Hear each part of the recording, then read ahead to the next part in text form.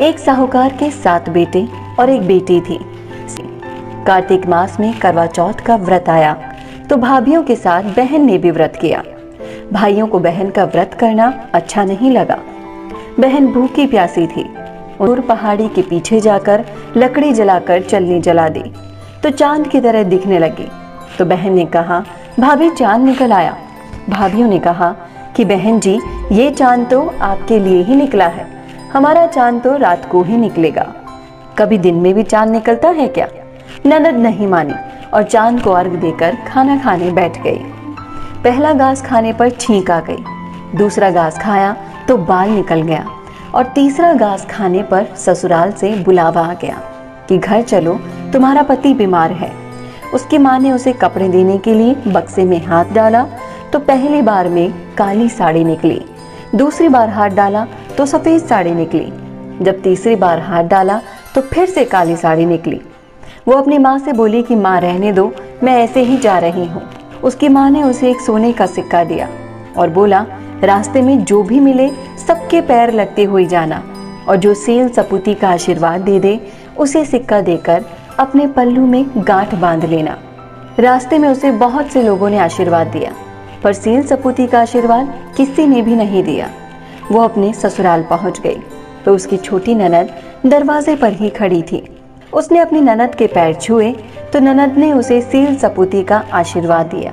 उसने वो सिक्का उसे देखकर अपने पल्ले में गांठ बांध ली, पर उसके बाद उसके पति की मौत हो गई। सस ने अपने पति को जलाने से मना कर दिया। तब वो बोली कि मेरे लिए एक झोपड़ी बना जाओ। सबने ऐसा ही किया। रोज उसकी ननद आती, पानी की मटकी और रोटी देकर चली जाती। ऐसा करते करते माही चौथ आ गई तो उसने चौथ माता के पैर पकड़ लिए और बोली, माता मुझे सुहाग दो, तुमने ही मेरा सुहाग लिया है, तुम ही दोगी। माही चौथ बोली कि मुझसे बड़ी तो बैसाख की चौथ है, उनसे अपना सुहाग मांगना। इंतजार करते करते बैसाख की चौथ भी आई तो उनके भी पैर पकड़कर बोली, माता मुझे सुहाग दो। तब चौथ माता बोली कि तुझे सुहाग से क्या काम, तू तो खा पी। वो बोली, माँ मुझसे गलती हो गई। माता बोली, मुझसे बड़ी तो भादवे की चौथ है, उनसे ही मांगना। भादवे की चौथ आई तो उसने चौथ माता के पैर पकड़ लिए तो उनको दया आ गई और वो बोली, मेरे से तो बड़ी करवा चौथ आएगी, उनके पैर पकड़ लेना और बिल्कुल मत छोड़ना। वो सुहाग की सब चीजें मांगेगी और सारी सुहाग का सामान उसे बता दिया। इंतजार करते करते करवा चौथ भी आ गई। उसने माता के पैर पकड़ लिए और करने लगी, माँ मुझे क्षमा कर दो। माता को दया आ गई। माता बोली, ला सुहाग का सामान ला। तो जो मांगा सब देती गई। तब माता ने कहा, तुझे कौन बता कर गया? तो उसने कहा, इस जंगल में मुझे कौन बताएगा, मेरा तो आपके अलावा कोई नहीं। माँ प्रसन्न हो गई। माता ने उसके पति पर छींटे दिए तो उसका पति जीवित हो गया। झोपड़ी के लात मारी तो झोपड़ी महल में बदल गई। घर धन धान्य से भर गया और चौथ माता उसे आशीर्वाद देकर चली गई।